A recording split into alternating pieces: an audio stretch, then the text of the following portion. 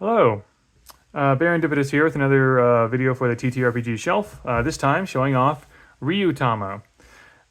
So I got this. I got this for my wife for Christmas. So this is a Christmas present to her.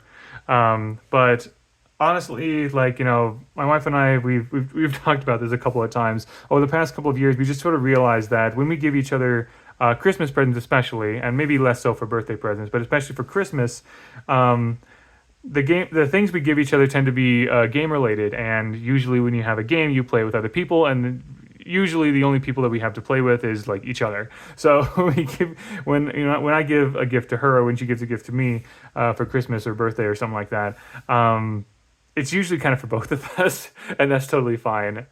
For Christmas a couple years ago, she gave me Marvel Villainous and Star Wars Villainous, the larger boxes for them. And honestly, I was thrilled about that. I loved that. But I'm like, yep, we're playing this together essentially, and that's kind of how it is also with Ryuutama. I personally was very interested in this game, and I knew that my wife would love it as well. My wife has a lot of really fun interests. She listens. She may be the type to listen to true crime, serial killer podcasts and audiobooks and things like that. And she definitely has a bit of an edge to her sometimes, or like closet edge to her. Like she loves playing rogues and whatever. So she, obviously, as I said in a previous video, she's a huge fan of things like Blades in the Dark and whatever. But she also loves really adorable, cute things. She is a huge fan of Studio Ghibli, Hayao Miyazaki films, right? Like My Neighbor Totoro, Kiki's Delivery Service, Spirited Away, Secret World of Arietti, and things like that. This game, which originated in Japan and is now translated into English, I've heard it. I've heard it described as Studio Ghibli meets Oregon Trail, and I do have a bit of a problem with that description because anytime I describe it to someone else, and I realize Oregon Trail is not the best thing to say for this, because when you mention Oregon Trail, what do you think of when I mention that game? Yes, the game is about a journey, but usually you think about all the terrible things that happen to the family, right? The dysentery, being mauled by wild animals, and running out of food and things. It's just a bad time, right? And so Oregon Trail is not what I would say for this, because yes, there's a bit of you need to survive, and there's definitely a journey here, but it's more about this is like cute story time journey sort of a thing, right? There's this fun lore. There's this fun lore here about how there were 4 dragons, and then from there were born the seasons, and from the seasons were born 7 dragons of weather, and then there were 13 dragons for each weather, and so on and so forth. And from the 24 dragons, innumerable more were born, and stuff like that. Basically, the idea is that so there are these dragons, and a character in Ryuutama is going on a journey of some kind for some reason. That's why people say Oregon Trail meets Studio Ghibli. It's the journey part of Oregon Trail. It's the pilgrimage, not the gritty survival. There is some survival in here, but it's not gritty. It's more like it's fun and lighthearted. As you can see, this is just absolutely adorable artwork. And when my wife opened the book, she just loved the way these characters look. Very much like a classic JRPG art and things like that. And one really, really interesting thing about this game, by the way, I've not run this game yet, but I would love to. Maybe like a solo, maybe like a game with me as a game master and my wife as a player or something like that. I would love that. But the game master has a character called a Ryujin. A Ryujin is basically like a keeper or a steward, or I don't know. Basically, a Ryujin is in charge of a dragon, and in order to feed they feed their dragon stories about journeys. And so there's different types of Ryujin here, whether it be about a Ryujin a Ryujin who collects tales of conspiracy, betrayal, assassination, and tragedy. A Ryujin who collects tales of romance and friendship and stuff. A Ryujin who cares about tales of battle, war, growth, and experience, or a Ryujin who cares about tales of journeys, pilgrimages, exploration, and such. Um, Basically, the in universe, a Ryujin is like sort of like this invisible spirit that follows the group, and they can't necessarily interfere directly a lot, but they do have some abilities that can sort of like help the party along. The Ryujin wants the traveling group. Excuse me, sorry. The Ryujin wants the traveling group to succeed, and they want an interesting story to be able to feed to the dragon, and so they're kind of like a patron to the group. And they actually do have abilities that the game master has abilities as the Ryujin that they can use in the game to benefit and or make the game more interesting. And the fact that that's sort of reflected in the world, in the lore of the world itself, is really interesting to me. I've never seen a GMPC, like a game master NPC, uh, be like an important part of a game's mechanics.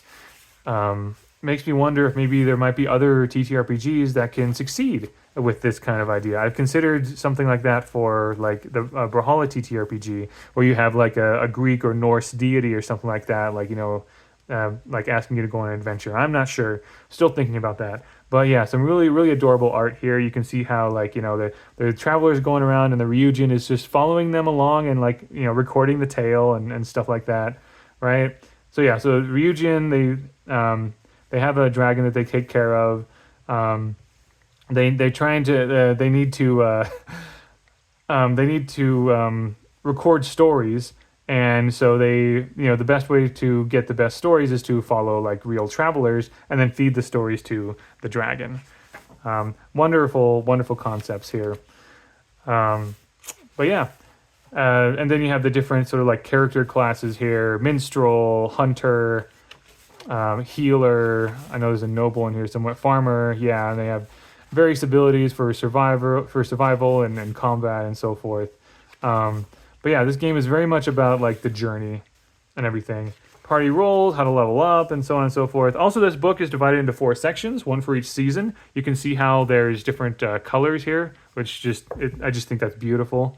Let's see here. The Book of Spring, Book of Summer, frequently used rules for both players and GM. So it talks about like combat and journey rules and stuff like that. I guess different terrain dragons, different kinds of dragons and so forth. Weather dragons, other related combat rules, and so on and so forth. So there's rules here for like creating a town and creating a world. The game doesn't really give you a single world to play in. Obviously there's the stuff about the Ryujin and the dragons and everything like that. But the world is yours to make, really. You can make whatever world you would like and sort of like build it as you go, right? And they have examples of play and everything. Gosh, this art is so adorable. I love it. So charming. Here, the Book of Autumn, this talks about the rules for the GM character, the Ryujin, right? And so the GM needs to make a character. And so it talks about playing a Ryujin, and it has examples of Ryujin characters. And so as far as I understand, again, I'd have to learn a little bit more about how this works. But as far as I understand, a Ryujin has like a couple of things that they do. They have an artifact, and an artifact is like a passive, an item that has like a passive effect on the game. I think this is really cool. So, for example, if you decide that your Ryujin has an encyclopedia, it basically just sort of signifies you're running the game using the rules as written. But if you have your Ryujin with a sextant or a torch, sextant is this artifact indicates that the GM created a few original rules and will be using them. A torch means at the end of each session, all the experience gained by the PCs is doubled. So it's basically like how do you want to play this game essentially. Other examples of artifacts, we have like a mascot. The Ryujin can accompany the travelers in their shape changed form. So normally Ryujin is just sort of like invisible and like in the background, but if you want a cute mascot thing that you often see in various anime and stuff, then yeah, that would be great. Another example, I guess, would be, let's see, Dagger. Once per journey, an NPC can die, no roll required. So yeah, so artifacts, very cool. And then benedictions are, I guess, like additional abilities that can be sort of like triggered or used. So, for example, the tale of the journey. Up to 2 PCs who roleplay ardently pursuing the goal of the journey can ignore all weather modifiers for the rest of the session. Or let's see, there's another example of a benediction here. The tale of the challenge. Each PC who has a rival or adversary can raise their strength by 1 step for the rest of the session. All PCs who meet this condition, right? So it's kind of like what kind. So artifacts is sort of like what sort of like powers, or like what's the game going to be like, and benediction seems to be like what kind of tale are you trying to encourage here, basically.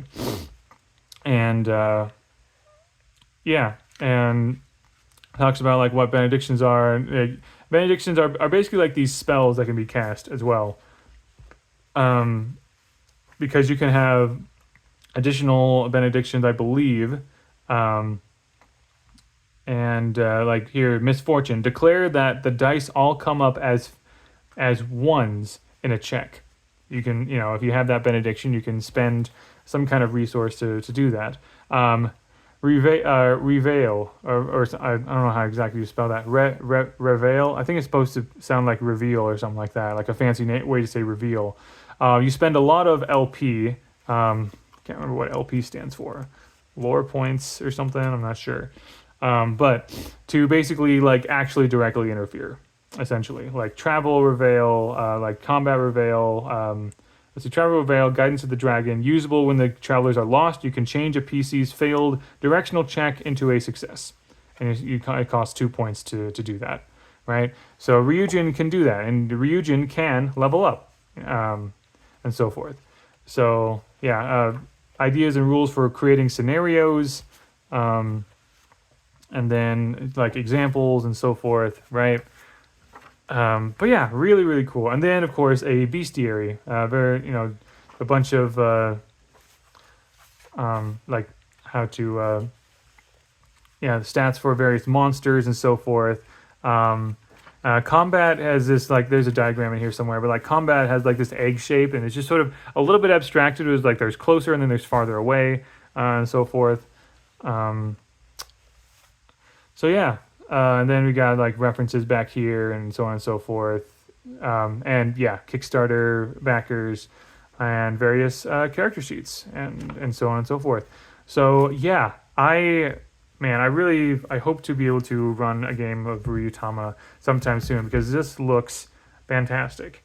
I love that it definitely captures this feeling of like,